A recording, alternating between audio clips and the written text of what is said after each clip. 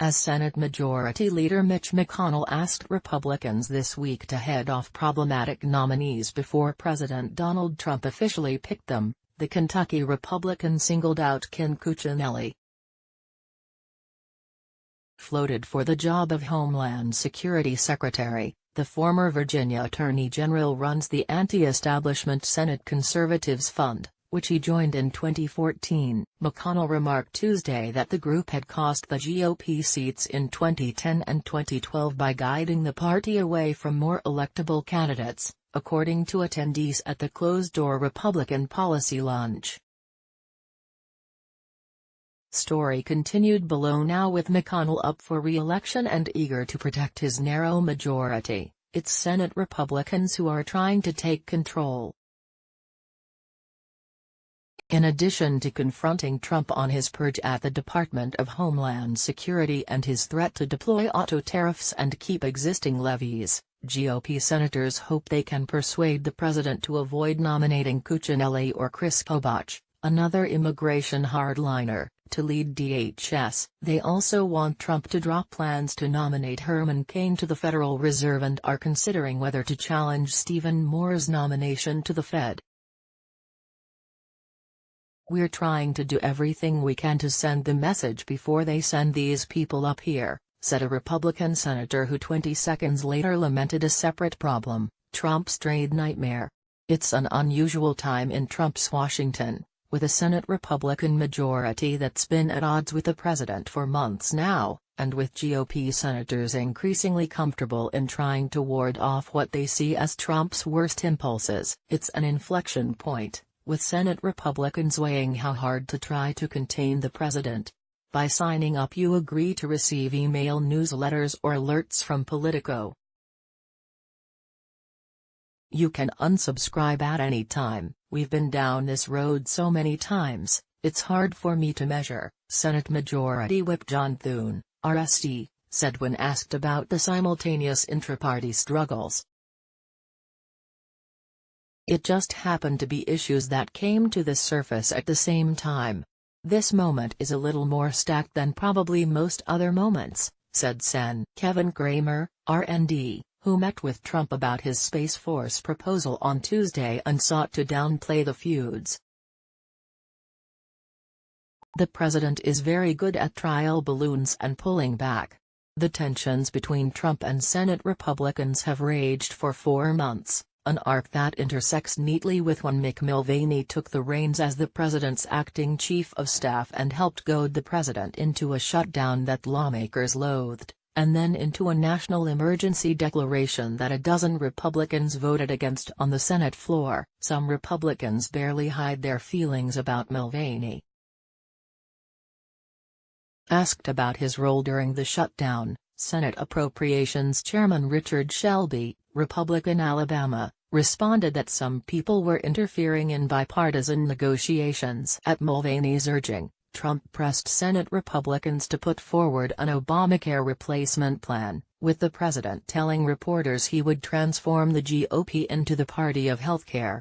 McConnell soon made it clear his caucus would do no such thing, and the president backed off, tweeting that Republicans would wait until after the 2020 elections to introduce a new health care plan.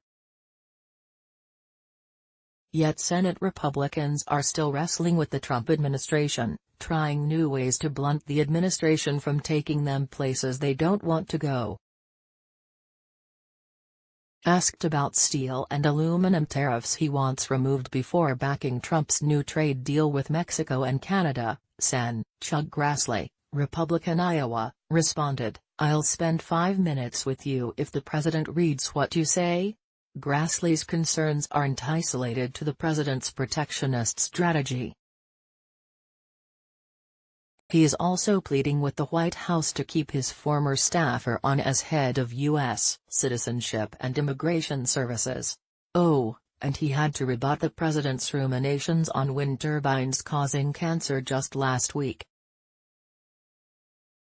He is not the only senator embroiled in multiple fights with the administration. Senator Mitt Romney, Republican Utah, is pushing back on the sacking of DHS Secretary Kirstjen Nielsen, the Secret Service Director and the Immigration and Customs Enforcement Acting Director and nominee.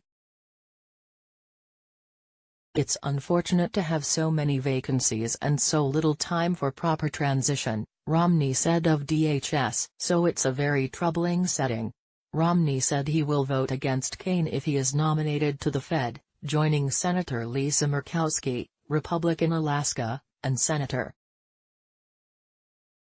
Cory Gardner, Republican Colorado, in opposition. The swift anti-Kaine blitz might cripple his nomination in the Senate, though Trump could go forward with him, Kobach or Cuccinelli anyway and test his sway with Senate Republicans.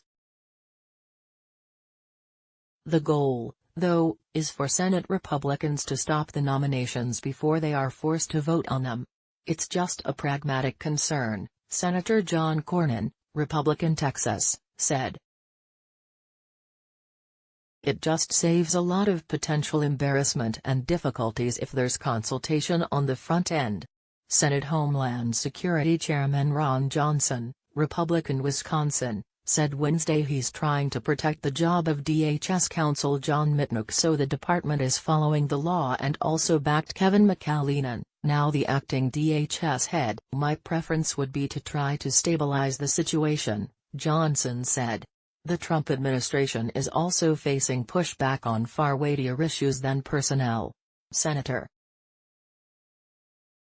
Rand Paul, RKY, fumed on Wednesday after he pressed Secretary of State Mike Pompeo on whether the United States has the authority to go to war with Iran, to which Pompeo replied that he'd prefer to leave that to the lawyers. "He couldn't give me a very good answer," Paul said in an interview afterward. "You would think the Secretary of State would have an opinion on the Constitution and declaration of war." Paul seemed less concerned about the DHS shakeup or other personnel moves. And other Trump allies are perplexed at the efforts by some Senate Republicans to thwart the president from nominating his own favorites. "It's his job to pick people who share his vision. He is certainly entitled to do that.